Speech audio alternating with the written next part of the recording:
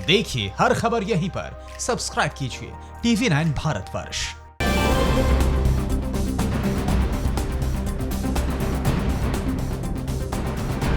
देश और दुनिया में कोरोना संक्रमित मरीजों की संख्या कितनी हो गई है? अमेरिका में मौत का आंकड़ा 74,000 को क्रॉस कर गया है। यहां पर एक दिन में 2500 से ज्यादा मौत हो गई है। कोरोना से जुड़ी देश और दुनिया की बड़ी खबरों के लिए आप देखिए टॉप 9 कोरोना। देश में कोरोना का कहर कंट्रोल नहीं हो रहा। देश में कोरोना के मरीजों का आंकड़ा 52,987 पर पहुंच गया है। 35,867 एक्टिव केस हैं। कोरोना संक्रमण से देश में मौत के ग्राफ का ट्रेंड अचानक से बदल गया है। पिछले 2 दिनों से रोजाना 100 लोगों की मौत हो रही है। देश भर में 24 घंटे में 91 मरीज की मौत हो गई है। इस तरह से मौत का आंकड़ा 1,785 तक पहुंच चुका है, जबकि 15,331 मरीज इस बीमारी से ठीक हो चुके हैं। दिल्ली में 24 घंटे में कोरोना की 428 नए केस सामने आए। यहां पर कोरोना के कुल 5,532 केस हो गए हैं, जबकि 3,925 एक्टिव केस हैं। पिछले 24 घंटे में 74 मरीज ठीक हुए हैं। अभी तक कुल 1542 मरीज ठीक हो गए हैं, जबकि पिछले 24 घंटे में 1 की मौत हुई है। इस तरह से दिल्ली में कोरोना से अभी तक कुल 65 लोगों की मौत हो गई है। दिल्ली में भी अब कोरोना वायरस के मामले डबल होने में कम वक्त लग रहा है। दिल्ली में 11 दिन में केस डबल हो रहे हैं। इससे पहले की रफ्तार 13 दिनों की थी। इस बीच दिल्ली सरकार ने 4,000 तबलीगी जमात सदस्यों को छुट्टी देने का आदेश दिया, जो राजधानी के अलग अलग केंद्रों में क्वारंटीन पीरियड पूरा कर चुके हैं। इसमें से करीब 900 दिल्ली के ही हैं और बाकी अन्य राज्यों से है और उन्हें उनके गृह राज्यों में भेजा जाएगा। इनमें से अधिकतर तमिलनाडु और तेलंगाना के हैं। गुजरात में एक दिन में 380 नए मामले सामने आए। अब गुजरात में कोरोना संक्रमित मरीजों का आंकड़ा 6,625 पर पहुंच गया है, जबकि 4,729 एक्टिव केस हैं। एक दिन में यहां पर 28 मौत हुई है। इस तरह से अब गुजरात में मौत का आंकड़ा 396 पर पहुंच गया है। अहमदाबाद में कोरोना संक्रमित मरीजों का आंकड़ा काफी तेजी के साथ बढ़ता जा रहा है। अहमदाबाद में कोरोना के 4,716 मरीज हैं। अकेले अहमदाबाद में 298 मौत हो गई है। राजस्थान में कोरोना के 159 नए मामले सामने आए हैं। इसमें से 43 जयपुर के हैं। राज्य में कोरोना के कुल 3,317 केस हो गए हैं। 24 घंटे में 4 लोगों की मौत हो गई है। अभी तक कुल 93 मौतें राज्य में कोरोना से हो चुकी है। जयपुर और जोधपुर में लगातार कोरोना संक्रमित मरीजों के मामले में इजाफा हो रहा है। जयपुर में 1,090 केस है, जबकि जोधपुर में BSF के 30 जवान भी कोरोना पॉजिटिव पाए गए हैं। ये सभी दिल्ली में जामा मस्जिद इलाके में ड्यूटी देकर आए थे। जोधपुर में कोरोना के 821 केस हो गए हैं। तमिलनाडु में एक दिन में 771 केस मिले हैं। इस तरह से तमिलनाडु में अब कोरोना के 4,829 मरीज हो गए हैं, जिसमें 3,278 एक्टिव केस हैं। तमिलनाडु में चेन्नई में सबसे ज्यादा कोरोना के मरीज हैं। चेन्नई में 2,331 मरीज हैं। पिछले 24 घंटे में तमिलनाडु में 2 मौत हुई है। इस तरह से अब तमिलनाडु में मरने वालों का आंकड़ा 35 पर पहुंच गया है। पश्चिम बंगाल का दौरा कर लौटी केंद्रीय टीम ने गृह मंत्रालय को अपनी रिपोर्ट सौंप दी है। रिपोर्ट में कम टेस्टिंग का खास तौर पर जिक्र किया गया है, जबकि राज्य में कोरोना से मृत्यु दर 13.2% है। टीम ने हॉटस्पॉट जोन में सर्विलांस की कमी और टेस्टिंग डेटा की कमी का भी मुद्दा उठाया। फीडबैक के आधार पर गृह मंत्रालय ने ममता सरकार को लेटर जारी किया। केंद्रीय गृह सचिव ने बंगाल के मुख्य सचिव को पत्र लिखकर कहा, लॉकडाउन का सख्ती के साथ पालन करवाएं। पश्चिम बंगाल में कोरोना के 1,456 मरीज हैं। यहां कोरोना से 144 लोगों की मौत हो गई है। दुनिया में कोरोना संक्रमित मरीजों का आंकड़ा 38,18,000 के पार पहुंच गया। 2,64,000 से ज्यादा मौत हो गई है। 22,59,000 से ज्यादा एक्टिव केस हैं, जबकि 12,92,000 से ज्यादा लोग इस बीमारी से ठीक भी हो चुके हैं। ब्रिटेन में 30,000 से ज्यादा मौत हो गई है और इटली में 29,000 से ज्यादा मौतें हुई हैं, जबकि फ्रांस और स्पेन में 25,000 से ज्यादा लोगों की मौत हो चुकी है। अमेरिका में कोरोना से 74,000 से ज्यादा मौतें हो गई। 24 घंटे में 2,500 से ज्यादा मौत हुई। अमेरिका में 12,62,000 से ज्यादा कोरोना के मरीज हैं। 9,81,000 से ज्यादा एक्टिव केस हैं। राहत की बात है कि 2,06,000 से ज्यादा मरीज अब तक ठीक भी हो चुके हैं। तो आज से घर वापसी अभियान की भी शुरुआत हो रही है। विदेशों में फंसे प्रवासी भारतीयों को भारत वापस लाने के लिए वंदे भारत मिशन की शुरुआत हो रही है। वहीं बुद्ध पूर्णिमा कार्यक्रम में अब से कुछ ही देर के बाद प्रधानमंत्री नरेंद्र मोदी का संबोधन होगा। देखिए टॉप 9 राष्ट्र। दुनिया में कोरोना महामारी के प्रभाव के कारण इस बार बुद्ध पूर्णिमा समारोह वर्चुअल दिवस के तौर पर मनाया जा रहा है। अंतर्राष्ट्रीय बौद्ध महासंघ के सहयोग से संस्कृति मंत्रालय दुनिया भर के बौद्ध संघों के सर्वोच्च प्रमुखों की भागीदारी के साथ ये वर्चुअल प्रेयर कार्यक्रम का आयोजन कर रहा है। प्रधानमंत्री नरेंद्र मोदी वीडियो कॉन्फ्रेंसिंग के जरिए बुद्ध पूर्णिमा कार्यक्रम में शिरकत करेंगे। यह आयोजन कोविड-19 के पीड़ितों और फ्रंटलाइन वॉरियर्स जैसे मेडिकल स्टाफ, डॉक्टर और पुलिसकर्मी के सम्मान में आयोजित किया जा रहा है। विदेश में फंसे भारतीयों को वापस लाने के लिए आज से वंदे भारत मिशन शुरू हो रहा है। कोविड-19 वैश्विक महामारी के चलते संयुक्त अरब अमीरात में फंसे भारतीयों को निकालने के लिए आज 2 विशेष उड़ानों का परिचालन किया जाएगा। इन उड़ानों में सबसे पहले केरल के आवेदकों को भेजा जाएगा, क्योंकि स्वदेश वापसी के लिए पंजीकरण करवाने वालों में सबसे अधिक संख्या में इस राज्य के प्रवासी शामिल है। भारतीय नौसेना पहले ही दूसरे देशों से भारतीयों को वापस लाने के प्रयासों के तहत ऑपरेशन समुद्र सेतु शुरू कर चुकी है। पंजाब में आज से शराब की होम डिलीवरी शुरू हो रही है। पंजाब सरकार के निर्देश के हिसाब से घर बैठे लोग शराब ऑर्डर कर सकेंगे। पंजाब में शराब के ठेके सुबह 9 बजे से दोपहर 1 बजे तक खुलेंगे। इस दौरान कोई भी व्यक्ति शराब डिलीवरी का ऑर्डर दे सकता है। दोपहर 1 बजे से शाम 6 बजे तक शराब की होम डिलीवरी की जाएगी। वहीं पश्चिम बंगाल की मुख्यमंत्री ममता बनर्जी ने भी राज्य भर में शराब की होम डिलीवरी की अनुमति दी है। इसके लिए पश्चिम बंगाल स्टेट बेवरेजेस कॉर्पोरेशन ने ऑर्डर देने के लिए एक पोर्टल भी लॉन्च किया है। दिल्ली सरकार के शराब की दुकान खोलने के फैसले के खिलाफ दिल्ली हाईकोर्ट में एक याचिका दायर की गई। याचिका में कहा गया कि जब तक दिल्ली में कोरोना वायरस का कहर नहीं थम रहा, तब तक शराब की दुकानें नहीं खुलनी चाहिए। याचिकाकर्ता ने अदालत से तुरंत सुनवाई की गुहार लगाई है। ये याचिका NGO civil safety council of India की ओर से लगाई गई है। याचिका में लिखा गया है कि दिल्ली सरकार और एक्साइज डिपार्टमेंट ने बिना किसी प्लानिंग के शराब की दुकानों को खोल दिया।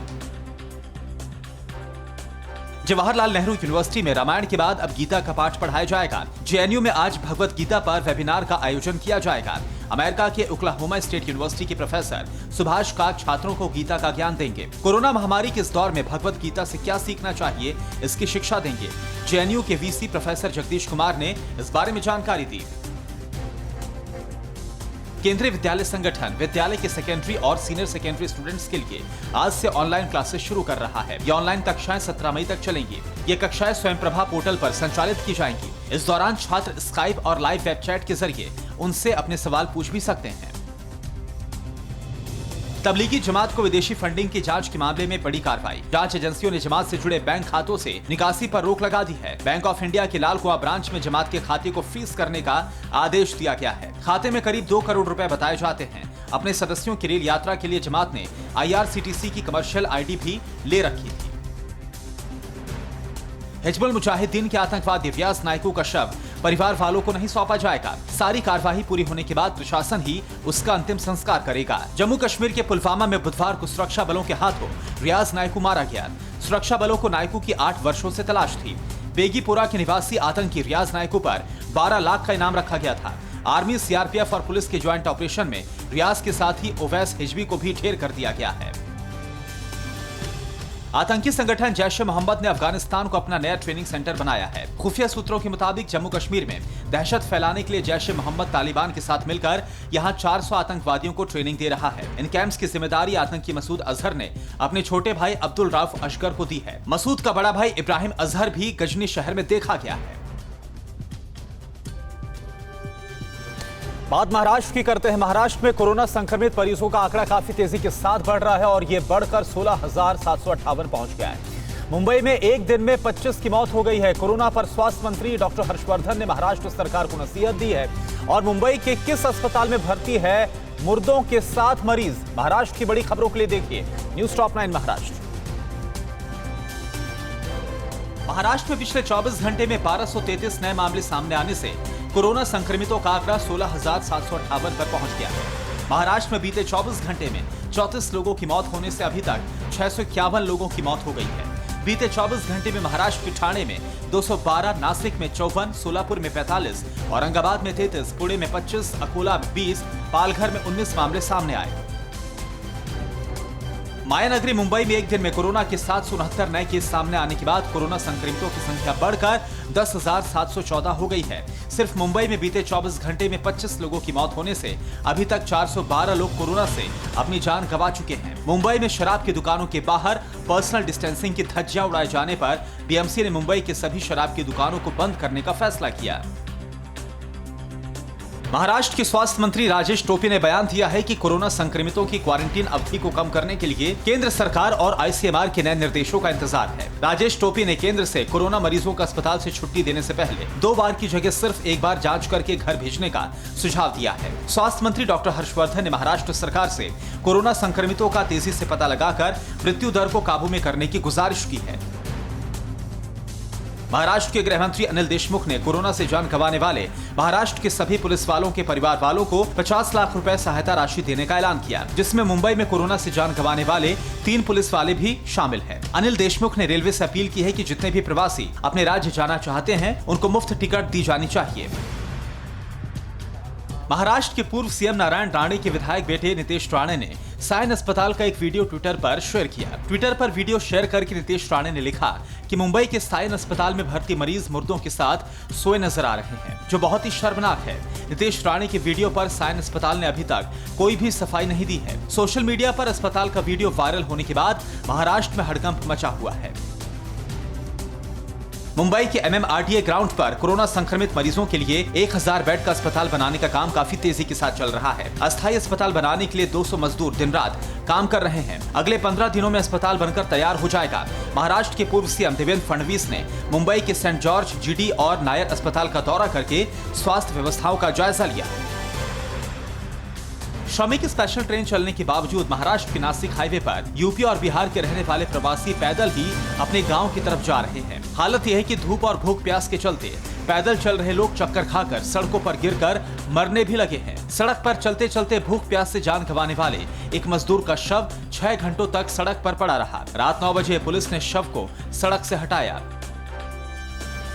नासिक में नशे में धुत एक पुलिस वाले ने लेखनगर इलाके में सड़क से गुजर रही एक कार में जोरदार टक्कर मार दी और कार सवार की पिटाई करके मौके से फरार हो गया। पुलिस ने आरोपी 2 पुलिस वालों पर मामला दर्ज कर तफ्तीश शुरू कर दी है। तो वहीं मुंबई के तिलक नगर में लोगों को मास्क पहनने और पर्सनल डिस्टेंसिंग की सलाह देना नवनीत राणा को भारी पड़ गया। तलवार और चाकू लेकर नवनीत को सबक सिखाने पहुंचे लोगों ने नवनीत के 2 भाइयों पर जानलेवा हमला कर दिया। पुलिस ने 4 आरोपियों को पकड़ लिया है।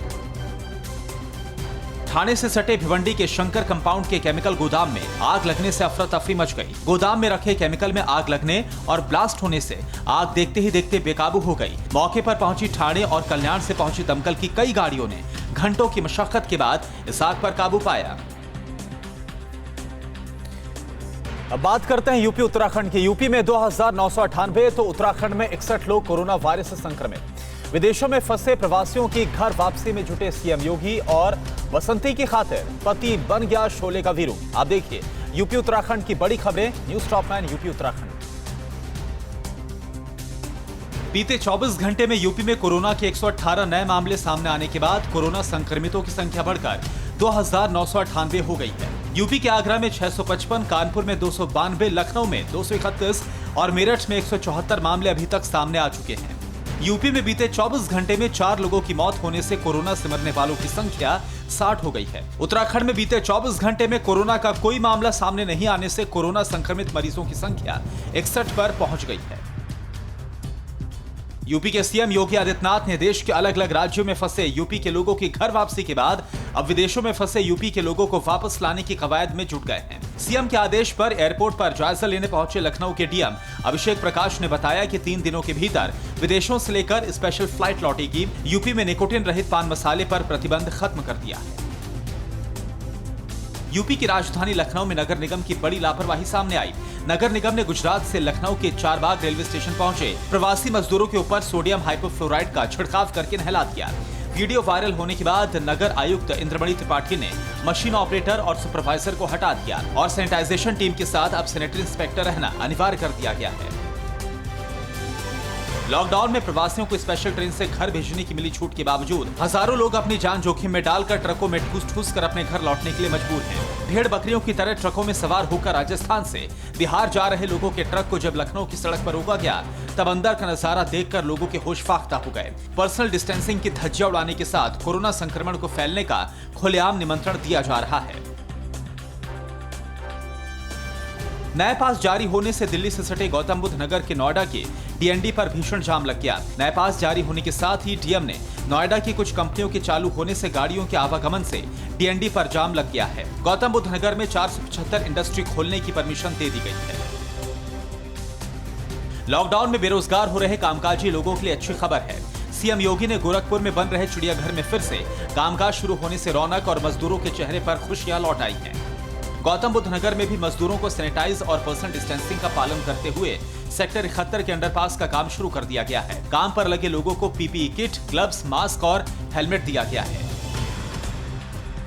यूपी के बस्ती के जोगवापुर गांव में शराब के नशे में दबंगों ने एक घर में जबरन घुसकर नाबालिग लड़की से छेड़खानी शुरू कर दी। दबंगों की चंगुल से छूटकर पीड़िता ने जब डायल 112 पर पुलिस को खबर दी तो गुस्से में दबंगों ने पीड़िता के पिता, मां, बहन और भाई की पिटाई के बाद घर फूंक दिया। एसपी हेमराज मीणा के आदेश पर पुलिस ने गाँव के 7 लोगों के ऊपर मामला दर्ज कर लिया है। यूपी के अलीगढ़ में एक युवक शशि शराब पीने के बाद शोले फिल्म का वीरू बन गया। पानी की टंकी पर चढ़ा शशि अपनी पत्नी हेमलता को हेमा मालिनी बताकर बसंती को मौके पर बुलाने की मांग करने लगा। शशि को समझाने के लिए पहले उसकी पत्नी हेमलता और बच्चों को बुलाया गया, फिर भी शशि का ड्रामा घंटों चलता रहा। मौके पर पहुंचे चौकी इंचार्ज अरविंद और पूर्व मेयर शकुंतला भारती ने समझाकर वीरू बने शशि को पानी टंकी से नीचे बुला लिया। उत्तराखंड के रुद्रप्रयाग के बाबा केदारनाथ धाम में जारी बर्फबारी से तापमान -0 से नीचे पहुंच गया। हाड़ कपकपाती ठंडी के साथ केदारनाथ धाम 3 फीट मोटी बर्फ की चादर से पट गया है। मई महीने में गंगोत्री धाम में बर्फबारी की दुर्लभ तस्वीरें सामने आई हैं। बर्फबारी से कोई श्रद्धालु नजर नहीं आ रहा, सिर्फ आरती करने के लिए पुजारी ही मौजूद है। और अब बात करते हैं बिहार झारखंड की। बिहार में लॉकडाउन के बीच सरकार ने कितनी ढील दी, कहां पर स्वास्थ्य कर्मियों की छुट्टियों को रद्द किया गया, प्रशासन पर कहां पर लगा मजदूरों को खराब क्वालिटी का खाना परोसने का आरोप। बिहार झारखंड की बड़ी खबरें न्यूज़ टॉप 9 बिहार झारखंड। बिहार में कोरोना वायरस के कल 7 नए केस सामने आए। इसके साथ ही बिहार में कोरोना मरीजों की संख्या बढ़कर 542 हो गई है। राज्य में कोरोना से 4 लोगों की मौत हो चुकी है। मुंगेर में सबसे ज्यादा 102 लोग कोरोना संक्रमित हैं। स्वास्थ्य मंत्रालय ने बिहार के 5 जिलों मुंगेर, बक्सर, रोहतास, पटना और गया को रेड जोन में रखा है। बिहार सरकार ने लॉकडाउन में बरती जा रही सख्ती में ढील देते हुए कई तरह की दुकान और संस्थानों को खोलने की अनुमति दे दी है। इसमें इलेक्ट्रॉनिक गुड्स और निर्माण सामग्री के भंडारण और हार्डवेयर से जुड़ी दुकानें भी शामिल हैं। ऑटोमोबाइल स्पेयर पार्ट्स की दुकानें एक-एक दिन के अंतराल पर खोली जाएंगी। वहीं गैरेज और वर्कशॉप रोजाना खोला जा सकेगा। पटना में निजी दफ्तरों को 33% कर्मचारियों की उपस्थिति के साथ सप्ताह में 3 दिन खोलने की इजाजत मिली है। कोरोना संकट से निपटने के लिए बिहार सरकार ने स्वास्थ्य सेवाओं में जुड़े सभी अधिकारियों और कर्मचारियों की छुट्टी 31 मई तक रद्द कर दी है। सरकार ने डॉक्टरों की उपस्थिति की जानकारी हासिल करने के लिए जिलों में औचक निरीक्षण किया, जिसमें पाया गया कि 31 मार्च से लेकर 12 अप्रैल के बीच कटिहार छोड़ 37 जिलों में तैनात 362 डॉक्टर और नर्स मेडिकल स्टाफ अपनी ड्यूटी से गायब रहे। उनके खिलाफ डिजास्टर मैनेजमेंट और एपिडेमिक एक्ट के तहत कार्रवाई की तैयारी चल रही है। कोरोना महामारी के बीच बिहार में चमकी बुखार का प्रकोप फैलता जा रहा है। उत्तर बिहार में हर साल चमकी बुखार कहर बरपाता है। पिछले साल भी 167 बच्चों की मौत हुई थी। इस साल अभी तक 16 बच्चे इस बीमारी की वजह से पीड़ित हो गए हैं, जिनमें से 2 जुड़वा बहनों समेत 3 की मौत हो गई है। स्वास्थ्य मंत्री मंगल पांडे ने दावा किया कि सरकार इस बार चमकी बुखार से लड़ने के लिए पूरी तरह से तैयार है और पहले जैसे भयावह हालात नहीं हो पाएंगे।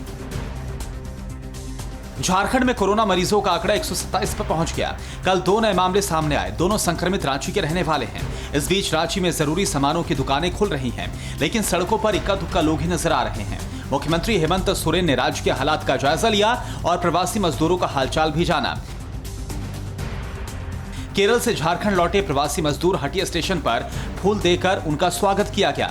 इसके बाद खाने का पैकेट उपलब्ध करवाया गया। सभी मजदूरों की स्क्रीनिंग की गई और पर्सनल डिस्टेंसिंग का पूरा ख्याल रखा गया। इसके बाद लोगों को बसों में बैठाकर उनके जिलों में भेज दिया गया। झारखंड सरकार ने दूसरे राज्यों के मजदूरों का भी भाड़ा देने का ऐलान किया है। केंद्र और बिहार सरकार की पहल के बाद अन्य राज्यों में फंसे राज्य के श्रमिकों और छात्रों की घर वापसी का सिलसिला जारी है। 1015 छात्रों को लेकर एक विशेष ट्रेन कल सहरसा पहुंची। ये सभी बच्चे महाराष्ट्र के नंदुरबार में मदरसे में पढ़ रहे थे। चाक चौबंद प्रशासनिक व्यवस्था के बीच सभी छात्रों की थर्मल स्क्रीनिंग की गई। इसके बाद उन्हें अपने घरों के लिए भेजा गया। पलामू पहुंचे प्रवासी मजदूरों ने प्रशासन पर खराब क्वालिटी का खाना देने का आरोप लगाया है और फूड पैकेट्स स्टेडियम परिसर में ही फेंक दिए। पंजाब के जालंधर से कल विशेष ट्रेन से 1188 मजदूर डाल्टनगंज रेलवे स्टेशन पर लाए गए थे। यहां पर थर्मल स्क्रीनिंग के बाद सभी को बसों से चियांकी स्टेडियम भेज दिया गया और मजदूरों को भोजन का पैकेट और पानी दिया गया था। बिहार के कैमूर में 2 पक्षों के बीच जमकर पत्थरबाजी और लाठी डंडे चले। मामला कुदरा थाना क्षेत्र के सिसवार गांव का है, जहां एक युवक की लड़की से छेड़खानी करने पर विवाद शुरू हो गया। इसके बाद दो पक्षों में झड़प शुरू हो गई। इस दौरान एक दूसरे पर लाठी डंडे से वार होने लगा। इतना ही नहीं, घरों की छत से भी पत्थरबाजी की गई। इस झड़प में 12 से ज्यादा लोग घायल हो गए। वहीं पुलिस पूरे मामले की जांच में जुटी हुई है। कोरोना भगाने के लिए शिवराज के किस मंत्री ने किया हवन पूजन? शराब बिक्री को लेकर कहां पर मचा है सियासी घमासान और कहां पर आग ने तांडव मचाया? मध्य प्रदेश और छत्तीसगढ़ की बड़ी खबरों के लिए न्यूज़ टॉप 9 मध्य प्रदेश छत्तीसगढ़। मध्य प्रदेश में कोरोना पॉजिटिव मरीजों की संख्या 3138 हो गई है। कल 89 नए मामले सामने आए और 9 लोगों की मौत हो गई है। जबलपुर में कल कोरोना से 3 माह की बच्ची की भी मौत हो गई। वहीं उज्जैन में कोरोना के बढ़ते संक्रमण को देखते हुए डीएम ने इमरजेंसी सेवाएं और सरकारी कर्मचारियों की ड्यूटी और मीडिया को छोड़कर सभी पास रद्द कर दिए हैं। मध्य प्रदेश के सबसे बड़े हॉटस्पॉट इंदौर में कोरोना संक्रमित मरीजों की संख्या बढ़कर 1681 हो गई है। कल 27 नए मरीज सामने आए और 2 लोगों की मौत हो गई। कोरोना संक्रमण से निपटने के लिए पूरे शहर में सुरक्षा कड़ी कर दी गई है। पुलिस के अधिकारी साइकिल पर फ्लैग मार्च करते नजर आ रहे हैं। बेवजह घूमने वाले लोगों को पकड़कर दंडित किया जा रहा है। उनसे उठक बैठक और योगा भी कराया जा रहा है। मध्य प्रदेश की शिवराज सरकार में मंत्री डॉक्टर नरोत्तम मिश्रा ने कोरोना भगाने के लिए हवन पूजन किया। दतिया के श्री पीताम्बरा पीठ मंदिर में पिछले 10 दिन से कोरोना संक्रमण को रोकने के लिए विशेष अनुष्ठान चल रहा है। इसकी पूर्णाहुति में राज्य के स्वास्थ्य एवं गृह मंत्री डॉक्टर नरोत्तम मिश्रा भी पहुंचे। अनुष्ठान का आयोजन खुद मंत्री जी ने मंदिर ट्रस्ट के साथ मिलकर किया था। छत्तीसगढ़ में शराब बिक्री पर सियासत जारी है। भूपेश बघेल सरकार ने राज्य में पर्सनल डिस्टेंसिंग का हवाला देते हुए शराब की होम डिलीवरी कराने का फैसला किया है, तो वहीं विपक्ष में बैठी बीजेपी इस पर सवाल खड़े कर रही है। पूर्व मुख्यमंत्री रमन सिंह ने राज्य में शराब पर प्रतिबंध लगाने की मांग की है। तेलंगाना में फंसे मध्य प्रदेश के 1000 से ज्यादा मजदूरों और उनके परिवार वालों को लेकर एक स्पेशल ट्रेन भोपाल के हबीबगंज रेलवे स्टेशन पहुंची। इस दौरान पर्सनल डिस्टेंसिंग का पूरा ख्याल रखा गया। प्रशासन ने थर्मल स्क्रीनिंग के बाद मजदूरों को पानी, खाना और बिस्किट के पैकेट्स दिए। इंदौर में फंसे हजारों लोग अपने गृह राज्य लौटना चाहते हैं, लेकिन उन्हें इजाजत नहीं मिल पा रही। ये लोग कलेक्टर ऑफिस पहुंचकर हर रोज पास के लिए कतार लगाते हैं, लेकिन ज्यादातर लोगों के हाथ निराशा ही लग रही है। लोगों का कहना है कि प्रशासन ने पास के लिए ऑनलाइन व्यवस्था की है, लेकिन उनकी परमिशन रिजेक्ट कर दी जाती है। पैसे खत्म होने से उनके पास खाने के लिए अब लाले पड़े हुए हैं। एमपी के रायसेन जिले में शराब की दुकानों पर खरीदारों की जमकर भीड़ उमड़ रही है, लेकिन खास बात यह भी रही कि लोग संयमित होकर पर्सनल डिस्टेंसिंग का पालन करते नजर आए। वहीं बड़वानी जिले में शराब की दुकानों पर भीड़ नहीं दिखी, कुछ लोग ही शराब खरीदते नजर आए। मध्य प्रदेश में श्योपुर जिले के हुलपुर गांव में आग ने कई घरों को तबाह कर दिया। ये आग खेत में जल रही थी और इसी दौरान आंधी तूफान के चलते आग ने गांव के कई घरों को अपनी चपेट में ले लिया और कई घरों में रखा कीमती सामान और अनाज जलकर खाक हो गया। मुख्यमंत्री शिवराज सिंह चौहान ने इस हादसे पर ट्वीट किया। उन्होंने लिखा, 4 बच्चों के लापता होने और कई पशुओं के हताहत होने के समाचार से दुखी हूँ। सभी के सकुशल होने की प्रार्थना करता हूँ। लॉकडाउन के बीच भोपाल में हुई शादी में सिर्फ 10 लोग शामिल हुए। यहाँ पर बारातियों का स्वागत सैनिटाइजर से किया गया। दूल्हे राजा बिना बैंड बाजे के सिर्फ 4 बारातियों के साथ ब्याह करने के लिए पहुंचे थे। पंडित जी ने मास्क लगाकर मंत्र पढ़ा और रिश्तेदारों ने वीडियो कॉलिंग के जरिए दूल्हा दुल्हन को बधाई दी और आशीर्वाद दिया। दुल्हन ने खुद ही अपना मेकअप किया और शादी के लिए अपनी माँ की साड़ी पहनी। और आखिर में देश के अन्य राज्यों की सबसे बड़ी खबरें कौन सी है? न्यूज़ टॉप 9 राज्य। लॉकडाउन को ठेंगा दिखाकर पश्चिम बंगाल के मिदनापुर में तृणमूल कांग्रेस ने बीजेपी के खिलाफ रैली निकालकर केंद्र सरकार को खुली चुनौती दी है। मिदनापुर के कर्नल गोला इलाके से टीएमसी के नेता सौरभ बसु के नेतृत्व में 300 कार्यकर्ताओं ने रैली निकाली। रैली में पर्सनल डिस्टेंसिंग की जमकर धज्जियां उड़ाई गई। सिखों के तीसरे गुरु श्री अमरदास जी की जयंती के अवसर पर अमृतसर के विश्व प्रसिद्ध स्वर्ण मंदिर में श्री हरमिंदर साहिब को विशेष लाइटों से सजाया गया। अमृतसर का स्वर्ण मंदिर रोशनी से जगमगा उठा। पंच प्यारों की अगुवाई में नगर कीर्तन हुआ। समाज से भेदभाव खत्म करने के प्रयासों में सिखों के तीसरे गुरु श्री अमरदास जी का बड़ा योगदान था। राजस्थान के अलवर में सरकारी अस्पताल की मॉर्चरी से शव गायब होने के बाद हड़कंप मच गया। अपने पिता पप्पूराम प्रजापति का शव लेने अस्पताल पहुंचे दीपक और सोनू प्रजापति ने जमकर हंगामा किया। अलवर के सीएमओ सुनील चौहान ने जांच करने का आदेश देकर इंसाफ का भरोसा दिया, तब जाकर हंगामा शांत हुआ। हरियाणा के सीएम मनोहर लाल खट्टर ने बिहार जा रहे प्रवासियों से बातचीत करके हौसला बढ़ाया, सामान्य हालात होने पर वापस लौटने की अपील की। तो वहीं हरियाणा के ही पानीपत में लॉकडाउन के दौरान एक्साइज डिपार्टमेंट के गोदाम से 86 लाख रुपए की शराब चोरी होने के बाद हड़कंप मचा हुआ है। पुलिस ने मामला दर्ज कर तफ्तीश शुरू कर दी है। हिमाचल प्रदेश की राजधानी शिमला के जाखू में सिलेंडर ब्लास्ट के बाद आग से अफरा तफरी मच गई। हिमाचल के पूर्व सीएम वीरभद्र सिंह के घर होली लॉज के पास लगी आग की चपेट में आने से एक महिला बुरी तरह से झुलस गई। घायल महिला को ईजीएमसी अस्पताल में एडमिट करवाया गया है। हादसे वाली जगह पर लॉकडाउन में फंसे कई मजदूर रह रहे थे। गुजरात के अहमदाबाद में रूस के रहने वाले टेनिस प्लेयर लॉकडाउन में फंसे गरीब और बेसहारा लोगों के लिए सबसे बड़ा सहारा बन गए हैं। रूसी टेनिस प्लेयर खुद के खर्चे से रोजाना सैकड़ों लोगों का हाइजीनिक खाने से पेट भरने में लगे हैं। गुजरात की वडोदरा में एक ज्वेलर्स काम धंधा चौपट होने के बाद घर वालों का पेट पालने के लिए सब्जी बेचने के लिए मजबूर हो गया है। ज्वेलर्स ने सब्जी की दुकान का नाम सब्जी ज्वेलर्स रखा है और अपना पूरा हुनर सब्जी बेचने में लगाकर लोगों को लॉकडाउन और पर्सनल डिस्टेंसिंग का संदेश दे रहे हैं। लॉकडाउन में फंसे बीजेपी के सांसद और पूर्व क्रिकेटर गौतम गंभीर घर में बेटी के साथ सांप सीढ़ी का खेल खेलकर देखिए कैसे अपना दिन बिता रहे हैं। गंभीर और उनकी बेटी दोनों मस्ती के मूड में नजर आ रहे हैं। पंजाब के बरनाला में लागू लॉकडाउन के बीच पुलिस वालों ने पहली बार एक महिला मीना देवी और 5 साल के बच्चे नक्श का शानदार तरीके से बर्थडे मनाकर सबका दिल जीत लिया। हूटर बजाते पुलिस वालों का काफिला जब हाथ में केक लेकर महिला के घर बर्थडे का सरप्राइज देने पहुंचा तो मीना देवी की आंखों से खुशी के आंसू छलकने लगे। मासूम नक्श के घर वालों ने भी पुलिस का शुक्रिया अदा किया।